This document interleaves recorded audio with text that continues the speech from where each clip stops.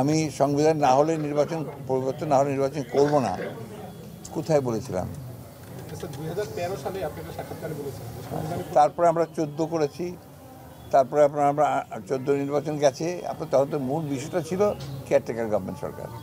তো caretaker government সরকার যেহেতু আওয়ামী লীগ বাতিল করলো, সেই কারণে আমরা ওই জায়গাটুকু আমরা পরিবর্তন না হলে নির্বাচন করবো না, সে বারবার করে বলেছি। কিন্তু এই কথাটা আমি বলি যে সংবিধান এজ এ হোল পরিবর্তন না হলে আমরা নির্বাচন করব না, এগুলো don't confuse the entire nation for this sort of questions. এটা করেন না আর কি প্লিজ। এখন আপনি কন্টেম্পোরারি সমস্যা কী আছে সেটা নিয়ে প্রশ্ন করেন। স্যার, বিভিন্ন সময় বিএনপি আওয়ামী লীগকে কিন্তু নির্বাচনে আসার আমন্ত্রণ জানাচ্ছে। এই ক্ষেত্রে কে জানিয়েছে? বিভিন্ন সময় স্যার কে জানিয়েছে বলেন না আমাকে, একটু স্পেসিফিক, মানে হাইপোথেটিক্যাল প্রশ্ন করলে তো হবে না, সুনির্দিষ্ট প্রশ্নটা করতে হবে।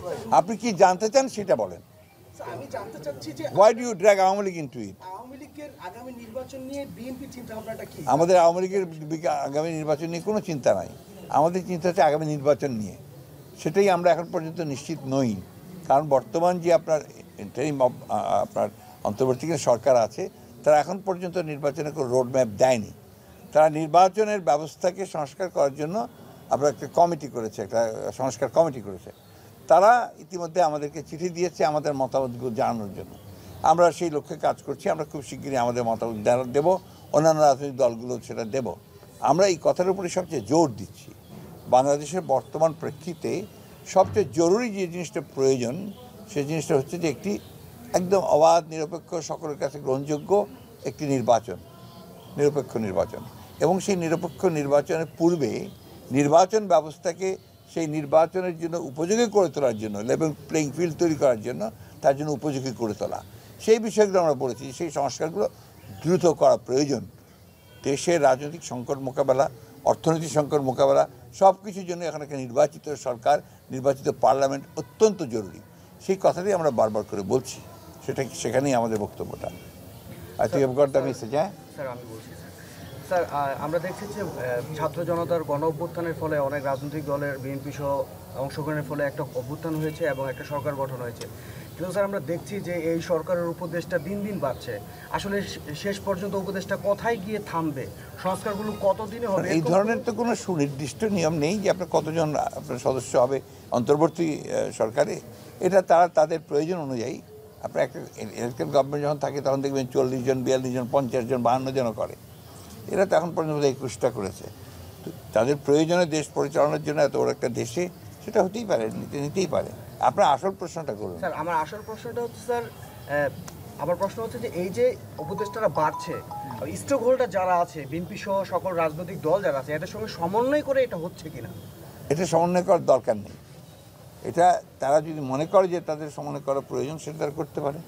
আলোচনা তো আমাদের ইতিমধ্যে 3বার করেছে। আর কাকে তারা সমন্বয়কারী বানাবে, উপদেষ্টা বানাবে, কাকে বানাবে না, এটার দায়িত্বটা সম্পূর্ণ হবে হচ্ছে প্রফেসর ডক্টর ইউনূসের, because is the chief adviser. এবং তারই দায়িত্ব হচ্ছে তার উপদেষ্টা থাকে, তার যারা সহযোগিতা করবেন তাদেরকে নেওয়া।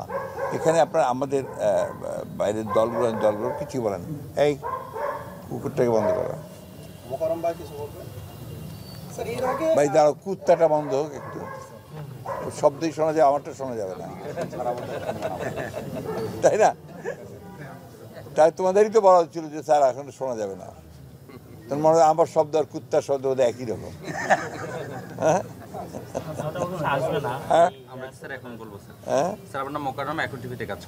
কোথায়? 21, 71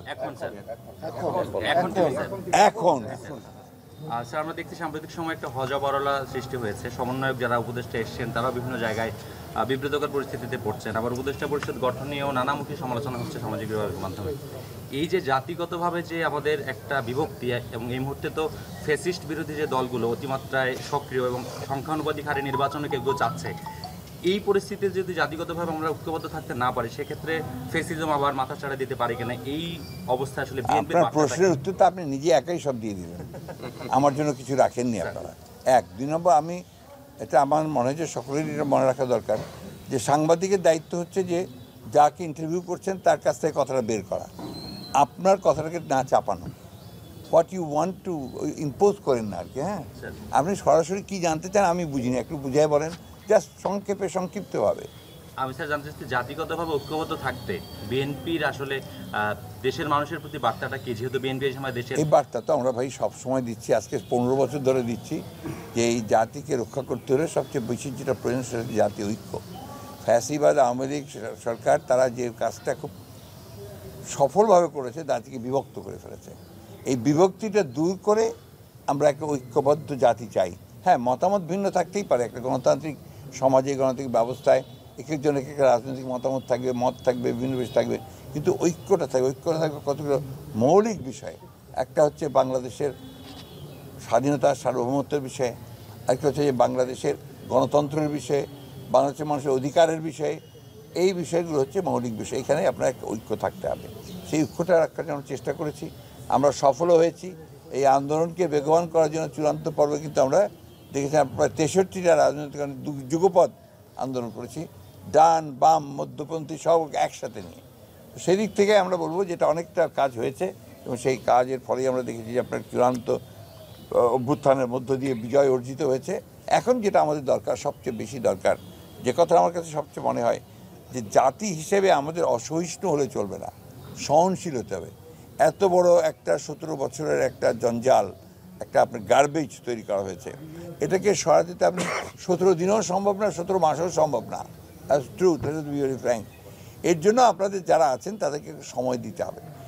তাদের প্রধান যে দায়িত্ব, সেটা আমরা বারবার করে বলছি, যে তাদের সবগুলো সংস্কারে হাত দেওয়া আমরা মনে করি যে খুব বেশি প্রয়োজন নাই। সেটা নির্বাচিত যে পার্লামেন্ট আসবে, সেই পার্লামেন্ট সেই কাজগুলো করবে।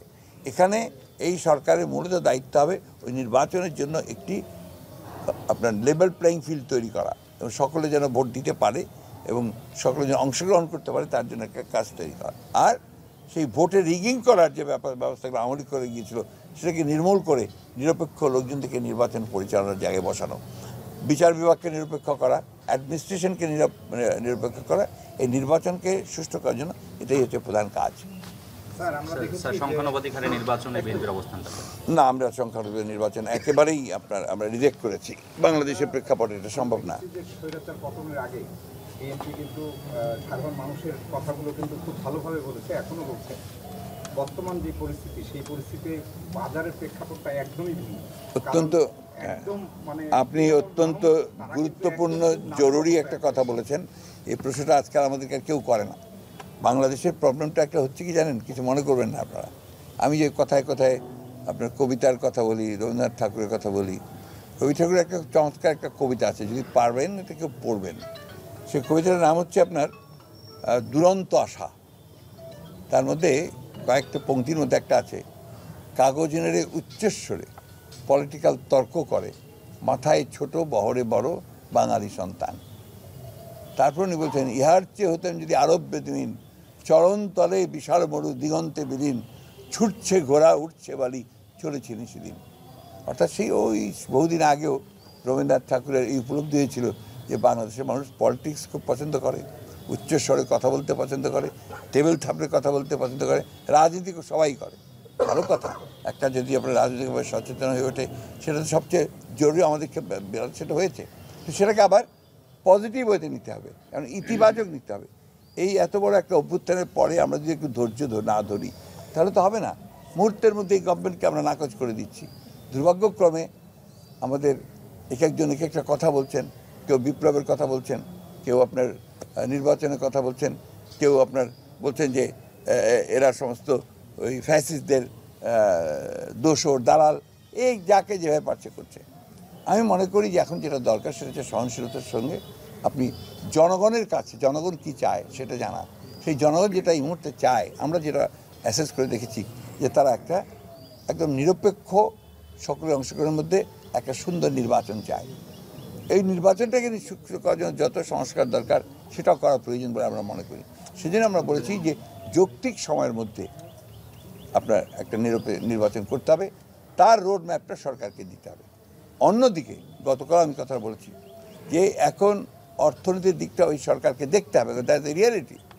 আপনি যে কথা বলছেন, আমি এসেই খোঁজ নিয়েছি এখানে চালের দাম কত, আলুর দাম কত, সবজির দাম কত, পেঁয়াজের দাম কত, মরিচের দাম কত, অনেক বেড়ে গেছে। এখনই আমাকে আমার বাসায় আমাদের একজন দিদি আছেন, কাজ করেন এখানে আমাদের সঙ্গে, উনি বলেন যে চালের দাম ছিল 60 টাকা, এখন হয়ে গেছে 70 টাকা। তো এটা তো আমাদের সাধারণ মানুষের জন্য কষ্টকর। আমার মনে হয় যে সরকারের এই দিকটাতে বেশি গুরুত্ব দেওয়া উচিত। How to bring down the prices, এই কথাটা কাজটা তাদের সব সময় পলিটিক্স করলে তো হবে না, কাউকে অর্থনৈতিক কাজটা করতে হবে। তো সেই দিকটা একটু নজর দেওয়া উচিত বলে মনে করি। এবং আমি আশা করি সরকারের মধ্যে আপনার অত্যন্ত যোগ্য মানুষেরা আছেন। আমাদের প্রধান উপদেষ্টাই সবচেয়ে যোগ্য মানুষ। তারা এই ইকোনমিটাকে একটু স্ট্রিমলাইন করার জন্য, দামগুলো কমিয়ে নিয়ে আসার জন্য যা যা পদক্ষেপ নেওয়া দরকার সেই পদক্ষেপগুলো তারা নেবেন, এটি আমি আশা করি। কেমন আছো? বলো। এই যে প্রেক্ষাপটটা তৈরি হলো বৈষম্য বিরোধী আন্দোলন নিয়ে সেটা ছাত্র সমাজ করেছে, তো এখন দেখা যাচ্ছে যে উপদেষ্টা মণ্ডলী টোটালি চট্টগ্রাম ও ঢাকা কেন্দ্রিক হয়ে গেছে। উত্তরের কোনো প্রতিনিধি আমরা পেলাম, ছাত্ররা এখন এটা নিয়ে আন্দোলনও করছে। এই বিষয়ে আপনার বক্তব্য? এই বিষয়ে মন্তব্য করতে চাই না, কারণ এই বিষয়গুলো তো আমাদের না, এটা আপনার অন্তর্বর্তীকালীন সরকারের প্রধান উপদেষ্টার এখতিয়ার। উনি ওনার মেধা, বুদ্ধি, বিচক্ষণতা দিয়ে সেটা বিবেচনা করবেন। যদি কোনো আপনার সমস্যা থাকে সেটা সমাধান করবেন। আর যদি দেখেন যে কোথাও কোনো আপনার অসামঞ্জস্য হচ্ছে, বৈষম্য হচ্ছে, সেটাও তিনি দূর করবেন। আমি এটা তার উপরই ন্যস্ত করতে চাই। স্যার, উপদেষ্টা নিয়ে নানা রকম কথা হচ্ছে, সমালোচনা হচ্ছে, এই বিষয়গুলো রাজনৈতিক দলগুলোর সাথে কথা বলে উপদেষ্টা নির্ধারণ করছে কিনা, এটি রাজনৈতিক দলগুলোর সঙ্গে কথা বলে উপদেষ্টা নিয়োগ করার বিধান নাই, বিধান বলবো না, এটা আপনার প্রচলন নাই। এটা প্রধান উপদেষ্টার নিজস্ব এখতিয়ার, সে তার কাজের সুবিধার জন্য যাকে যাকে নেওয়া দরকার তাকে নেবে। এটা 1 নম্বর। 2 নম্বর হচ্ছে যে আমি কালকেও যেটা বলেছি আর কি, যে এই ব্যাপারে সরকারের খুব সতর্ক ভূমিকা পালন করা উচিত। যাদেরকে তিনি যাদেরকে নেবেন তারা যেন বিতর্কিত না হয়, এই বিষয়টা তাদের লক্ষ্য করা উচিত, তাদের নিজেদের স্বার্থেই। আমরা খুব পরিষ্কার করে বলেছি যে এই সরকারকে সফল করার দায়িত্ব আমাদেরও, কারণ আমরা এই আন্দোলনের অংশীদার, আমরা এই আন্দোলন করেছি। আমরা চাই না যে এরা ব্যর্থ হলে সেই আন্দোলন ব্যর্থ যেন না হয়ে যায়, এবং যারা শত্রু বাংলাদেশের, যারা গণতন্ত্রের শত্রু, তারা যেন আবার কোনো সুযোগ না পায় যেখানে তারা একটা এই সরকারকে ব্যর্থ করে দিয়ে প্রধান যে উদ্দেশ্য দেশে গণতন্ত্রকে ফিরিয়ে আনা, সেটাকে আপনার ব্যর্থ করে দেয়। উপদেষ্টার মধ্যে আওয়ামী লীগের প্রেতাত্মারা আছে কিনা, এটা কিন্তু প্রশ্ন উঠছে বারবার। আমি এটা বলতে পারবো না ভাই। স্যার, দ্রব্যমূল্য সহ বিভিন্ন বিষয়ে যে আওয়ামী লীগ আমলে গড়ে ওঠা সিন্ডিকেট, সেগুলো এখনো চলমান আছে বলে স্যার মানে বিভিন্ন অনেকে বলছেন সেটা। হ্যাঁ, তো এই বিষয়টা তো আমরা উল্লেখ করেছি, যারা দায়িত্বে আছেন তারা সেই দায়িত্বটা সুচারুরূপে পালন করবেই বলে আমরা বিশ্বাস করি। বর্তমান আইন শৃঙ্খলা পরিস্থিতি নিয়ে আপনার মন্তব্য? অনেক ভালো। বর্তমান আইন শৃঙ্খলা পরিস্থিতি আপনার ওই আওয়ামী সরকারের আমলের চাইতে অনেক ভালো। 1 নম্বর কারণ হচ্ছে কোনো পার্টিজান না। 2 নম্বর হচ্ছে যে একটা ভয়াবহ একটা ধ্বংসের মধ্য থেকে তা ওই সময় তুলে নিয়ে এসে, যেখানে পুলিশ বাহিনী সম্পূর্ণ ফেল করেছিল, সেখান থেকে নিয়ে এসে আবার তারা একটা সিস্টেমে নিয়ে এসছে, আপনার একটা ডিসিপ্লিনের মধ্যে নিয়ে এসছে, এটাই তাদের বিরাট সফল। এবং আমি বিশ্বাস করি যে তারা আরও সফল হবে। স্যার, আমার মনে হচ্ছে যে নিয়ন্ত্রণ বিষয়টা যে রাজনৈতিক দলগুলো করে, সেই নিয়ন্ত্রণের বিষয়টা এখন একটা বিপরীত চিত্রের দিকে যাচ্ছে। আমার মনে হয় নিয়ন্ত্রণ রাজনৈতিক দলগুলো ছাড়ে না। না, একটু বুঝিয়ে বলতে হবে। স্যার, আমার মনে হয় থানায় আমরা গেছি অনেকবার, অনেক কাজে বলছি যে বিএনপির নেতাদের মাধ্যমে ফোন করেন। এটা যদি কেউ বলে থাকে, এটা তার অন্যায়। যে বলেছে এটা তার রেসপন্সিবিলিটি। এই ধরনের কথা যদি কোনো অফিসার বলে থাকে, সেটা আমাদের জানা দরকার যে কারা সব কথা বলছে। আমাদের খুব পরিষ্কার কথা আছে, সমস্ত দেশে নির্দেশ দেওয়া আছে যে আমরা কখনোই কোনো নিয়ন্ত্রণের মধ্যে বা কোনো প্রশাসনেরকে আপনার চাপ প্রয়োগ করার সিস্টেম আমরা কোনো কাজ করবে না, আমাদের নেতাকর্মীরা কেউ। এটা খুব পরিষ্কারভাবে বলা আছে। সুতরাং এই ধরনের কথা যদি আপনাদের কেউ বলে থাকে, you should bring it to the notice of our party leaders. আমাদের দল যদি কেউ বলে থাকে, প্লিজ। Thank you. স্যার, আমরা এই একটা জিনিস লক্ষ্য করছি যে বৈষম্য বিরোধী ছাত্র আন্দোলন আহ্বায়ক হাসান আব্দুল্লাহ গতকাল একটা ফেসবুক স্ট্যাটাস উনি পোস্ট করছেন যে সকল রাজনৈতিক দলগুলাই একত্রিত হচ্ছেন এবং ওনাদের গলায় ফাঁসির দড়ি আগায় আসছে। এবং আমরা একটা জিনিস দেখছি যে আন্দোলনের সময় যে ফেসবুক প্রোফাইল লাল করার যে হিড়িক, সেটা আবার শুরু হয়েছে। এই বিষয়গুলোকে আপনি মানে কেমন ভাবেন? আমি আগেই প্রশ্নের কিছুটা উত্তর আপনাদেরকে দিয়েছি। দ্বিতীয় উত্তর হচ্ছে কি যে আমার খুব পরিষ্কার, আমি ফেসবুক দেখি না।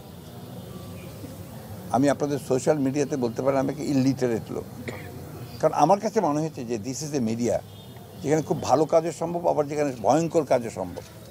এবং এখন যে প্রবণতা শুরু হয়েছে যে বাংলাদেশের এই যে অর্জন, সে অর্জনকে ধ্বংস করে দেওয়ার জন্য সুনির্দিষ্টভাবে কিছু ব্যক্তি বা কিছু লোক তারা চেষ্টা করছেন নাকি আপনার নাকচ করে দেওয়ার জন্য, এখানে আলটিমেটলি কিন্তু it's heading towards the disaster again.